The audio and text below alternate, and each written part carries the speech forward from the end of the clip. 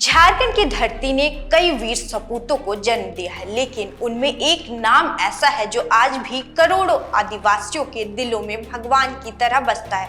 यह नाम है धरती आबा बिरसा मुंडा की। जोहार, नमस्कार, आप देख रहे हैं स्वराज पोस्ट और मैं हूं मौसमी शर्मा।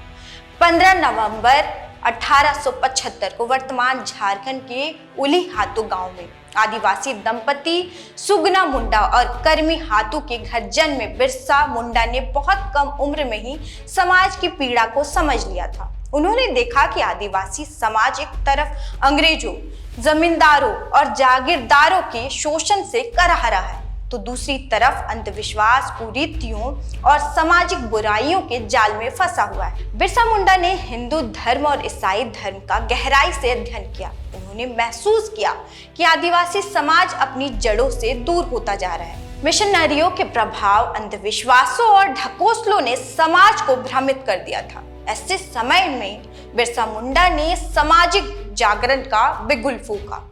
उन्होंने लोगों को स्वच्छता, शिक्षा और संगठित जीवन का महत्व समझाया। शराब, जादू टोना, अंधविश्वास और पशु बलि जैसी सामाजिक बुराइयों का विरोध किया। उन्होंने एकेश्वरवाद पर आधारित बिरसाई धर्म की स्थापना की और सिनबोंगा की पूजा का संदेश दिया। धीरे धीरे हजारों आदिवासी उनके अनुयायी बन गए। लेकिन बिरसा का संघर्ष केवल सामाजिक सुधार तक सीमित नहीं था। उन्होंने महसूस किया कि जब तक आदिवासियों को आर्थिक शोषण से मुक्ति नहीं मिलेगी, तब तक उनकी स्थिति नहीं बदलेगी। उस समय जमींदार और जागीरदार आदिवासियों से जबरन काम कराते थे, उनकी जमीनें छीन ली जाती थी और उन पर अत्याचार किए जाते थे। बिरसा मुंडा ने इसके खिलाफ आंदोलन छेड़ दिया। आदिवासी समाज संगठित होने लगा। बिगारी प्रथा के खिलाफ जबरन विरोध शुरू हुआ। जमींदारों के खेतों और घरों में काम ठप पड़ने लगा। इससे अंग्रेजी शासन और शोषण वर्ग बौखला उठा। सामाजिक और आर्थिक चेतना के बाद अब बारी राजनीतिक जागरण की थी। बिरसा मुंडा ने आदिवासियों को उनके अधिकारों के प्रति जागरूक किया। उन्होंने एक नारा दिया जो आज भी आदिवासी अस्मिता का प्रतीक है, अबुआ दिसुम अबुआ राज, यानी हमारा देश हमारा राज। इसी सोच ने जन्म दिया इतिहास के सबसे बड़े आदिवासी विद्रोहों में एक उलगुलान यानी महान विप्लव को।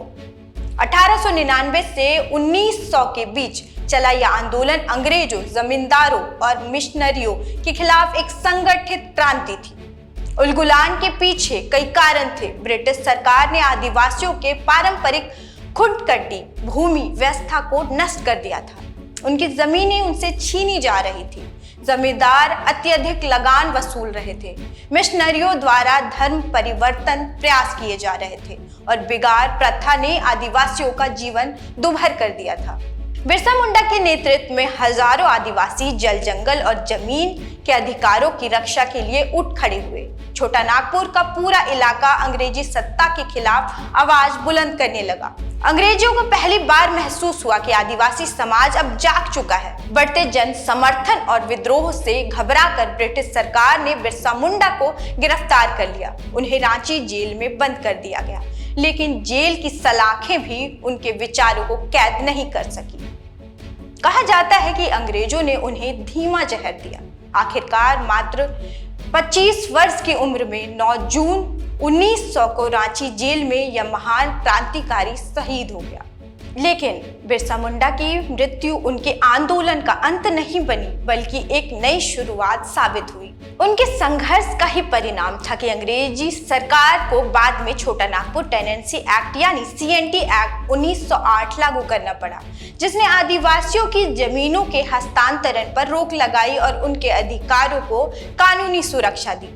आज बिरसा मुंडा केवल एक व्यक्ति नहीं, बल्कि आदिवासी अस्मिता, स्वाभिमान, स्वायत्तता और सांस्कृतिक पहचान के सबसे बड़े प्रतीक है। उन्होंने साबित कर दिया कि यदि समाज जाग जाए तो सबसे शक्तिशाली साम्राज्य भी उनके सामने टिक नहीं सकता। भारत सरकार ने भी उनके योगदान को सम्मान देते हुए वर्ष 2021 से उनके जन्म दिवस पर 15 नवंबर को जनजातीय गौरव दिवस के रूप में मनाने की घोषणा की। यह दिन केवल बिरसा मुंडा को श्रद्धांजलि नहीं, बल्कि उन आदिवासी वीरों के संघर्ष और बलिदान को नमन है, जिन्होंने जल, जंगल, जमीन की रक्षा के लिए अपना सब कुछ न्यौछावर कर दिया। 9 जून की पुण्यतिथि पर धरती आबा बिरसा मुंडा को सत सत नमन है। उनका जीवन हमें सिखाता है कि अन्याय के खिलाफ संघर्ष, समाज के प्रति समर्पण और अपनी संस्कृति की रक्षा के लिए किया गया बलिदान कभी व्यर्थ नहीं जाता।